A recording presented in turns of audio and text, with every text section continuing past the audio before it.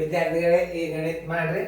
ಮಾಡೋದಾದ್ರಿಂದ ನೀವು ನನಗೆ video on ಮಾಡಿ ಲಕ್ಷ ಕೊಟ್ಟು ನೋಡ್ರಿ, ಚೆನ್ನಾಗಿ ನೋಡ್ರಿ.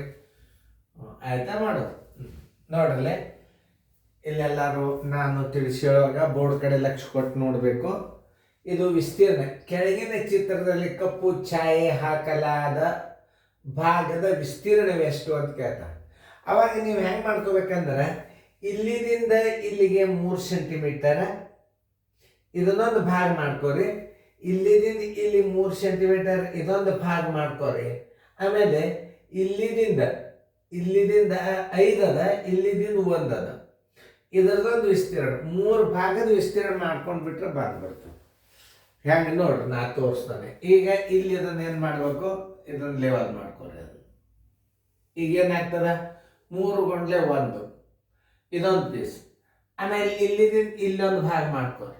ಇದು 3 ಗುಂಡ್ಲೆ 1 ಇದೊಂದು, ಆಮೇಲೆ 5 ಗುಂಡ್ಲೆ 1 ತಾನೇ ಬಂದ್ಬಿಡ್ತದೆ. 1ನೇ ಆಕೃತಿ.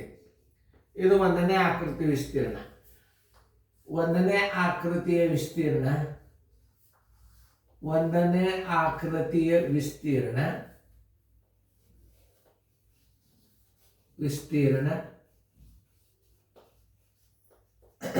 ವಿಸ್ತೀರ್ಣ ಬರಬರಿ ಅದು ಗೊತ್ತಿರಬೇಕು. ವಿಸ್ತೀರ್ಣ ಬರಬರಿ ಉದ್ದ ಗುಂಡ್ಲೆ ಆಗಲ್ಲ. ಉದ್ದ ಗುಂಡ್ಲೆ ಆಗಲ್ಲ. ಎಷ್ಟದ? 3 ಗುಂಡ್ಲೆ 1 ಬರೋಬ್ಬರಿ 3 ಗುಂಡ್ಲೆ 1 3. ಎರಡನೇ ಆಕೃತಿ ವಿಸ್ತೀರ್ಣ 3 ಗುಂಡ್ಲೆ 1, ಅದು 3 ಗುಂಡ್ಲೆ 1ನೇ ಆಯ್ತು. ಇನ್ನು 3ನೇ ಆಕೃತಿ ವಿಸ್ತೀರ್ಣ ಬರೋಬ್ಬರಿ 5 ಗುಂಡ್ಲೆ 1 ನೋಡಿ.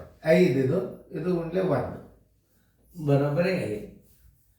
ಟೋಟಲ್ ನೋಡ್ರಿ 3 3 6 5 11. ಆನ್ಸರ್ 11 ಚದರ ಸೆಂಟಿಮೀಟರ್. ಎಲ್ಲ ನೋಡ್ರಿ ಉತ್ತರ ಸಂಖ್ಯೆ 11 ಚದರ ಸೆಂಟಿಮೀಟರ್. ಉತ್ತರ ಇದ್ದದ್ದು ಎ. ಇದೇನು ಮಾಡ್ಯಾನಂದ್ರೆ ಕ್ಯೂಬ್ 9 ಚದರ ಸೆಂಟಿಮೀಟರ್ ರಾಂಗ್. ಇವು 2 ಉತ್ತರದೇ ಮಾಡ್ಯಾನ. 3 3 9 ಇದನ್ನು ಮಾಡ್ಯಾನ. ಇದನ್ನು ಮಾಡಿಗಿಂದ ಬಂತು. ಕ್ಯೂಬಿಕ್ ಸೆಂಟಿಮೀಟರ್ ಆಗೋದೇ ಇಲ್ಲ. ಕ್ಯೂಬಿಕ್ ಅಂದ್ರೆ ಘನ. ಇದು ಘನ, ಇದು ಘನ.